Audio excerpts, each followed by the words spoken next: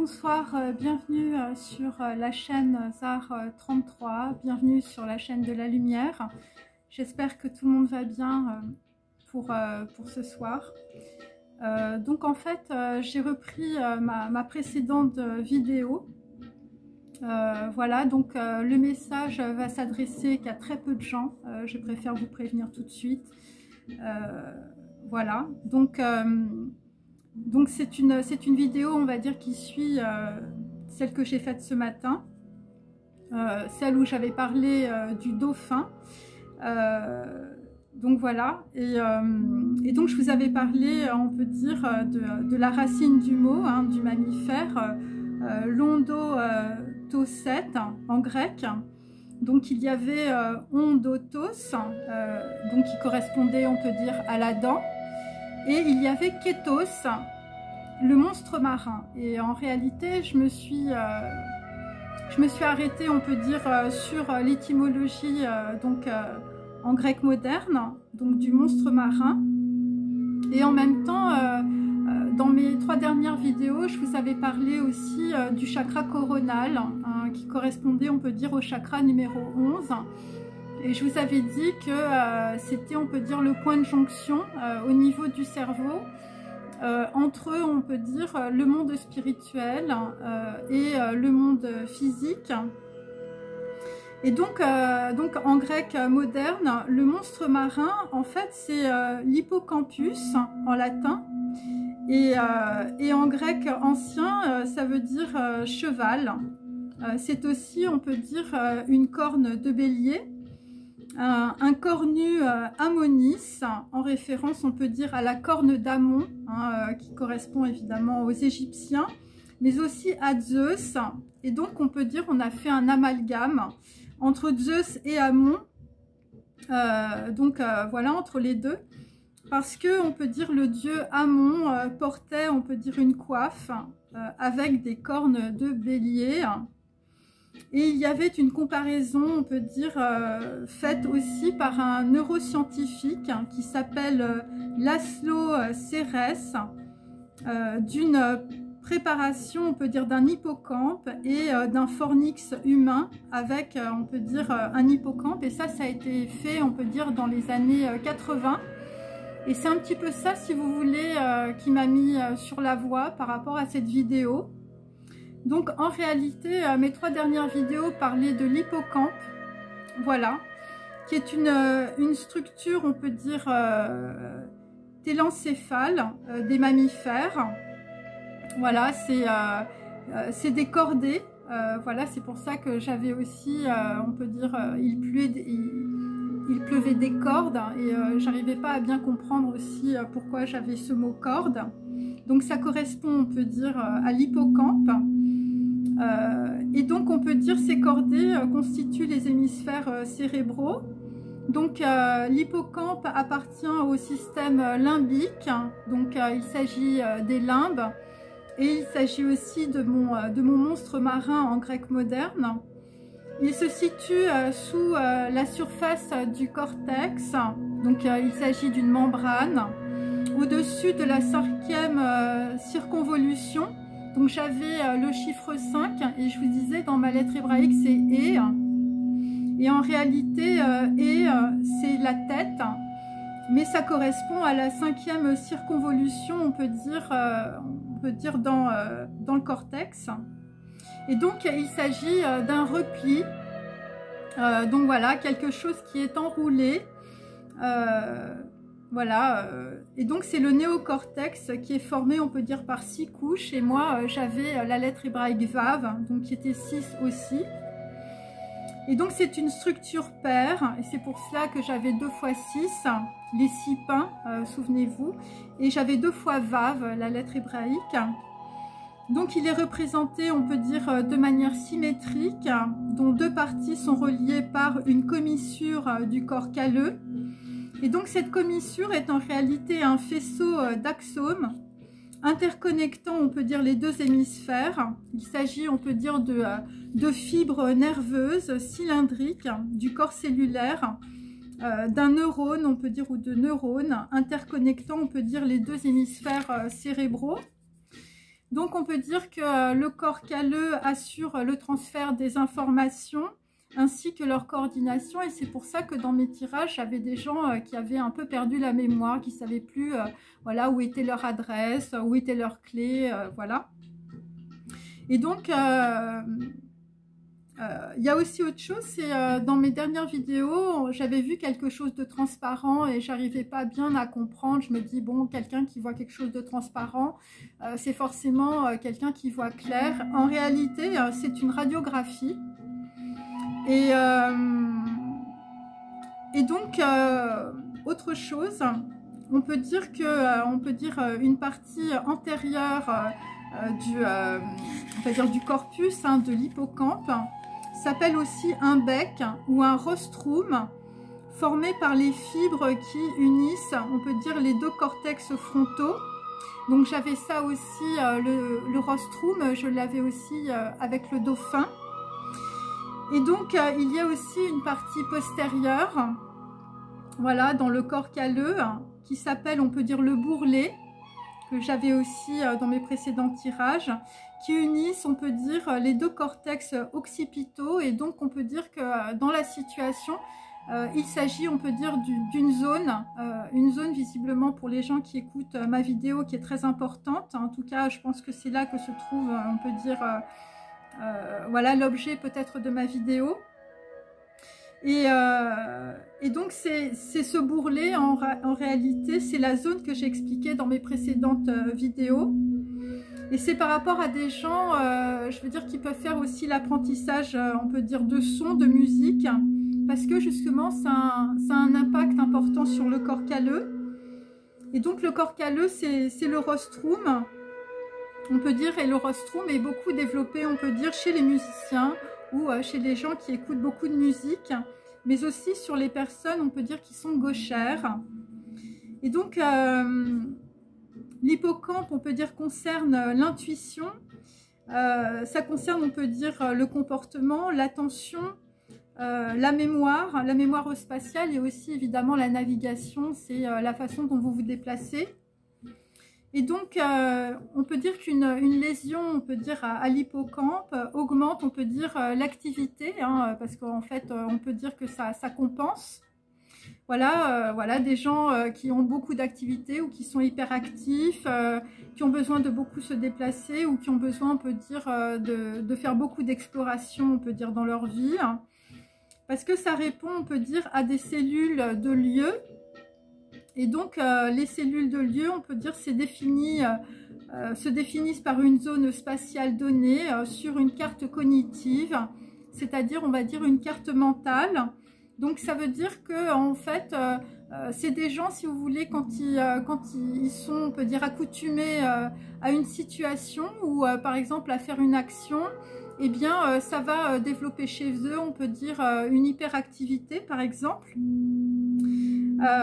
Et donc la cellule, elle s'active, on peut dire, bon là c'est sur des animaux, mais ça peut être sur des êtres humains, quand l'animal, on peut dire, se trouve dans le champ récepteur, voilà, et ça déclenche, on peut dire, des potentiels d'action. Alors ça peut être des actions positives, comme ça peut être des actions négatives. Et donc les cellules du lieu, on peut dire, interagissent avec d'autres cellules, codant la direction, on peut dire, de la tête, et avec les cellules de grille du cortex endorinal, pardon, ça implique, on peut dire, les mécanismes de l'olfaction et de la mémoire. Donc qu'est-ce que ça veut dire?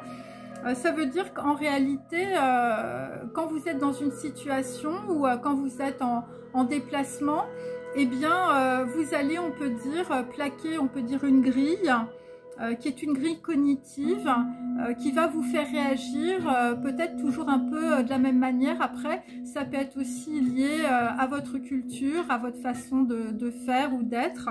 Voilà, c'est par exemple des gens qui boivent de l'alcool ou des gens, on peut dire, qui vont faire, on peut dire, des choses par répétition. Et donc, voilà, donc ça peut être ça aussi.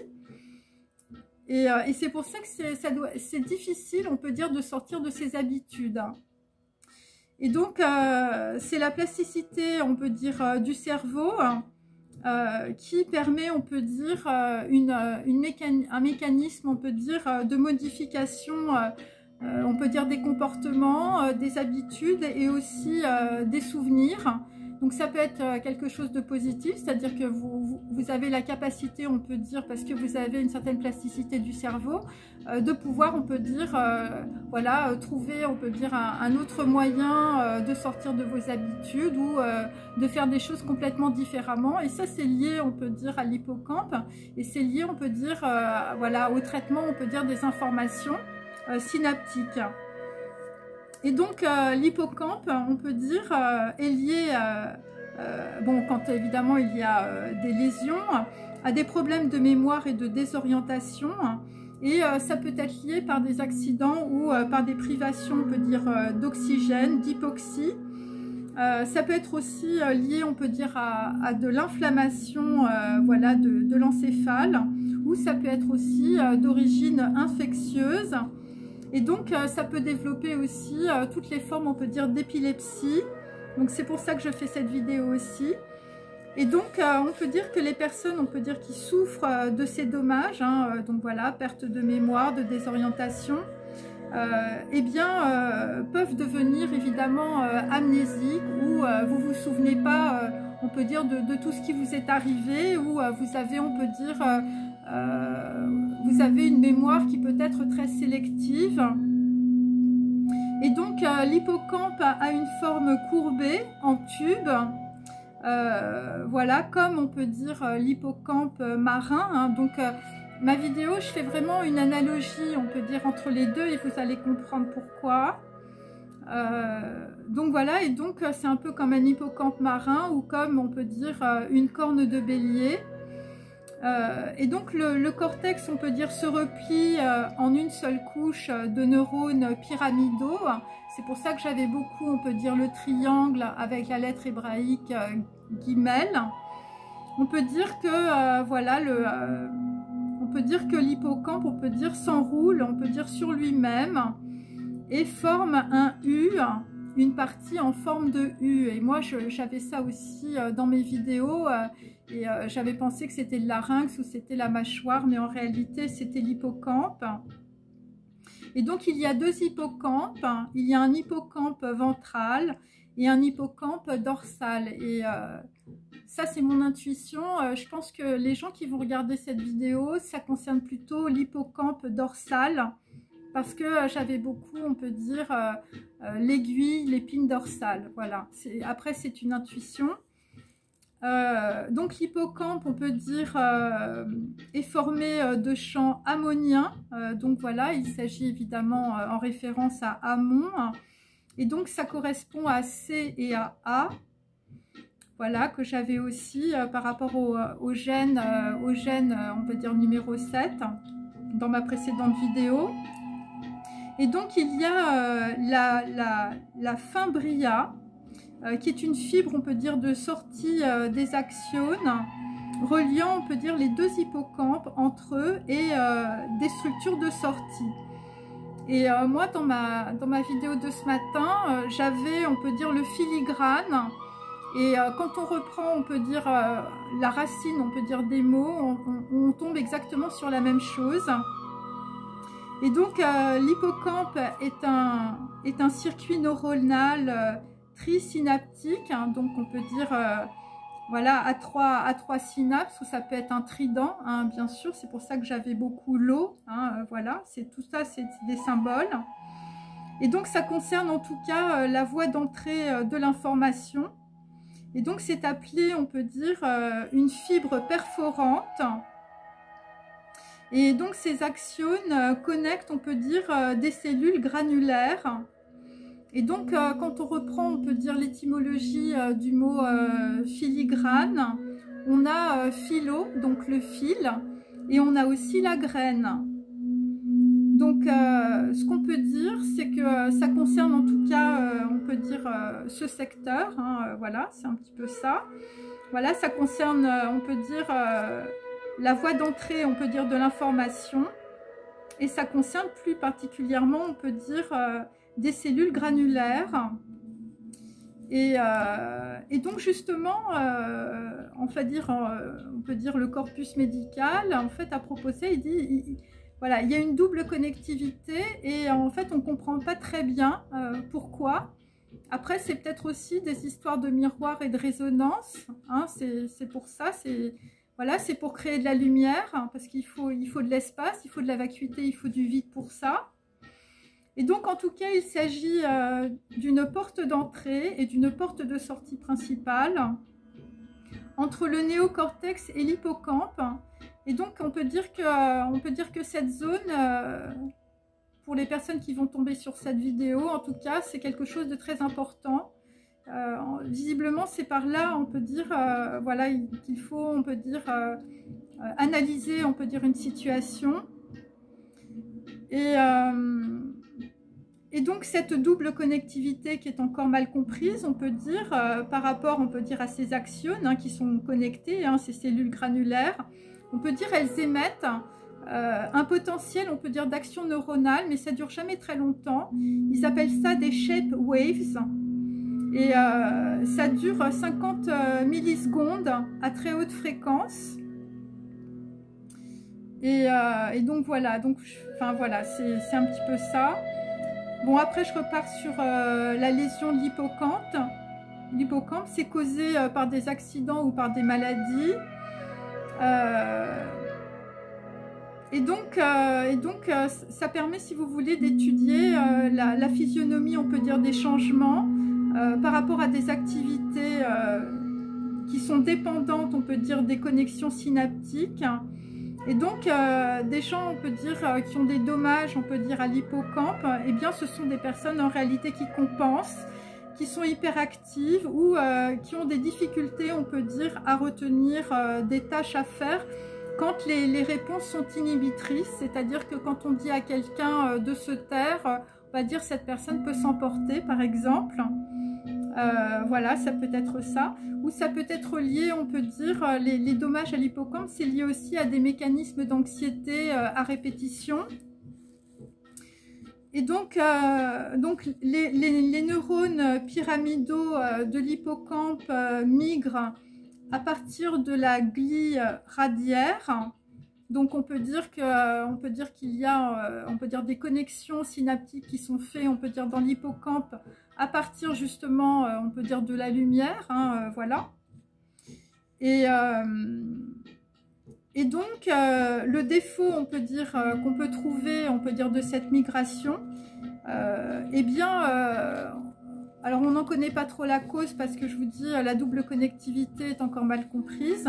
Mais ça a pour conséquence, on peut dire, une hyper-excitabilité. Donc maintenant, je vais revenir à mon propos, on peut dire, de monstre marin de ce matin. Donc l'hippocampus, hein, en latin. Donc hippo, ça veut dire cheval. Et kétos, donc ça veut dire le monstre marin ou cheval de mer, par exemple.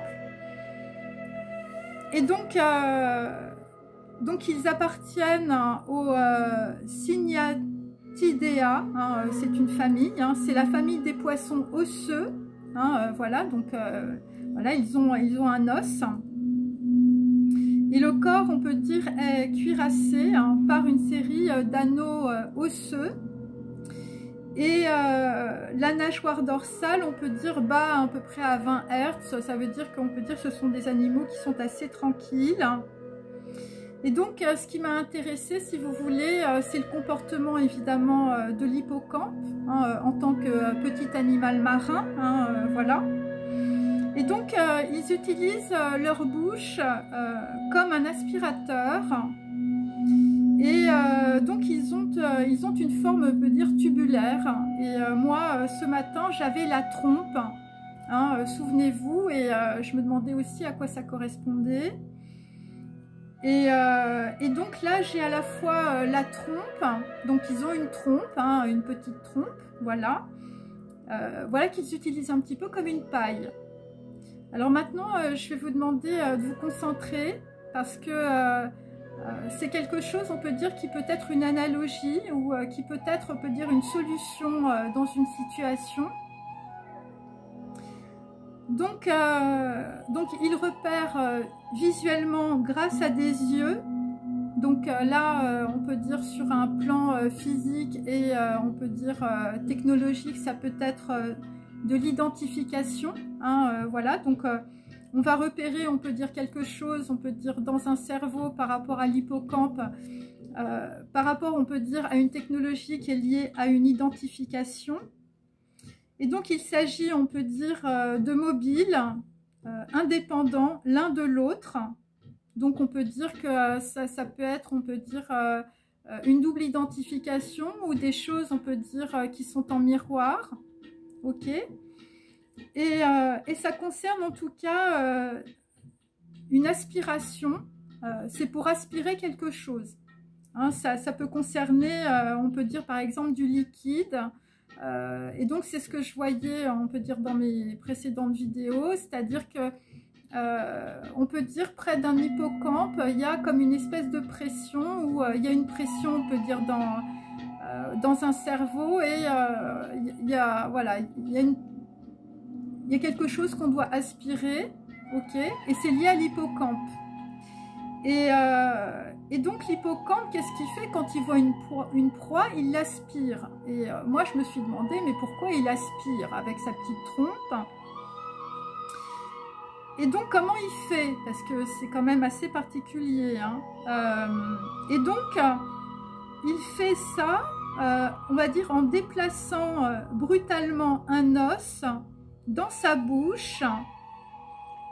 Et donc, qu'est-ce que ça veut dire? Ça veut dire que, par analogie, dans une situation, c'est une histoire de pression et de compression. C'est-à-dire que pour aspirer, on peut dire, un liquide, quand il y a une identification, voilà, ça peut être une radiographie, par exemple, eh bien, il y a une technologie, en fait, ça fait comme un petit os, et en fait, le déplacement rapide, on peut dire, de cet objet va permettre, on peut dire, une aspiration, pour aspirer, on peut dire, un liquide. Parce que justement, chez l'hippocampe, quand il aspire, on peut dire, voilà, sa proie, voilà, avec l'os qu'il a dans sa bouche, eh bien, ça provoque, on va dire, une dépression suffisante, on peut dire, pour aspirer sa proie.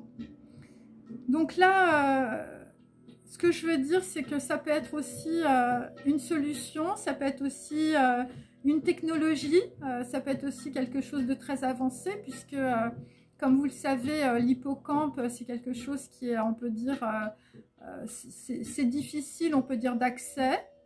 Et moi, ce que j'ai, c'est une paille, une trompe, un filigrane, on peut dire un déplacement brutal, on peut dire à l'entrée, on peut dire, ou à la sortie, on peut dire, de l'hippocampe, qui permet, on peut dire, d'aspirer, on peut dire, un liquide, puisque dans ma précédente vidéo, j'avais des gens qui avaient, on peut dire, un liquide visiblement qui était assez suspect, voilà. Et j'avais aussi dans ma lettre hébraïque tête, je voyais un coude noir ou un truc, une espèce de, on peut dire, voilà, de losange un peu noir, voilà. Et donc, je continue. Donc aujourd'hui, j'avais, on peut dire, le musée d'Israël. Ok. Il faut comprendre que tout ce que je dis, on peut dire dans mes vidéos, ça peut donner des idées, on peut dire, à des gens. Ok. Et donc, je vous disais qu'il fallait découvrir, on peut dire, des choses dans un musée en Israël. Des merveilles sont à découvrir. Et donc, on peut dire qu'il s'agit, dans certains cas, bien sûr, hein, en tout cas, ça correspond à ma vidéo, il y a des traitements très avancés en Israël, notamment dans tout ce qui concerne, on peut dire, l'épilepsie, par exemple, ou des dommages, on peut dire, liés à l'hypothalamus. Donc, il y a des résultats positifs sur des traitements expérimentaux pour des patients atteints de formes, on peut dire, très complexes. Donc il y a plusieurs, évidemment, il y a plusieurs procédés. Le procédé de tomographie par résonance magnétique pour obtenir une image détaillée des zones cérébrales. Tout en, on peut dire, voilà, tout en regardant, on peut dire, des défauts, on peut dire, de l'anatomie du cerveau.